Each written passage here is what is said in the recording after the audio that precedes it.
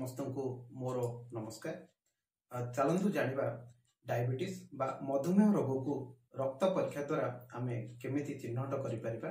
रक्त परीक्षा रे आमे मुख्यतः 4 गोटी उपादान को ही देखि थाउ। प्रथमटी हैला फास्टिंग प्लाज्मा ग्लूकोज बा उपवास समय आमे जो रक्त परीक्षा देउ। उपवास माने जने व्यक्ति पाखापाखि 8 घंटार उपवास आवश्यकता अछि। जदि जने राति 10टा पाखापाखि खाद्य खाउछंती सकाळ 6टा किंवा 6टा परे आमे फास्टिंग बा उपवास रक्त परीक्षा कराई परिबा। द्वितीयटी होची 2 hour plasma glucose oral glucose tolerance test. तार माने होची आमे जने व्यक्ति को 75 ग्राम रो ग्लूकोज देई तार 2 घंटा परे आमे रक्त परीक्षा कराइबा।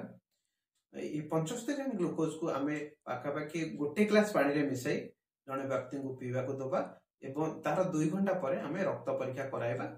तो ताहाकू 2 hour plasma glucose oral glucose tolerance test बोली आमे कहू। तो प्रथमटी आमे उपवास बा फास्टिंग समय आमे दउचे ताको फास्टिंग प्लाज्मा ग्लूकोज एवं द्वितीयटी हमर 2 hour plasma glucose oral glucose tolerance test. तापरे तृतीयटी हला HbA1c।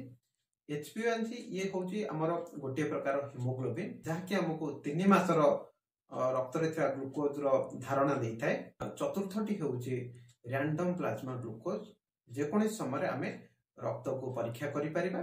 जदि कोनोसी व्यक्ति पाखे डायबिटीज बा मधुमेह रो लक्षण थाए।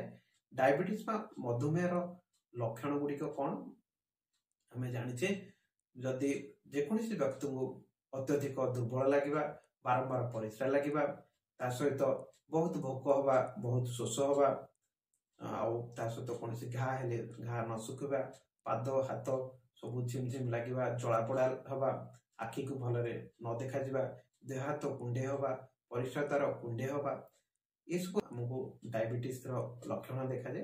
यदि ए सब लक्षण कोनोसी व्यक्ति पाखे थाए ताहले आमे जे कोनोसी समय रे मध्य रक्त परीक्षा कराई परिबा। ताहले चलंतु आमे जानिबा ई जो 4 गोटी उपादान भितरु हमर रक्त शर्करा रो परिमाण बा ब्लड ग्लूकोज रो परिमाण केते ऊपर को बा केते निम्न सीमा ऊपर को गले आमे ताको डायबिटीज बोली कहबा। जदि फास्टिंग प्लाज्मा ग्लूकोज बा उपवास समय रक्त रो ग्लूकोज जदि 126 किंबा ताठरू अधिक थाए ताहले आमे ताको डायबिटीज बोली कहबा।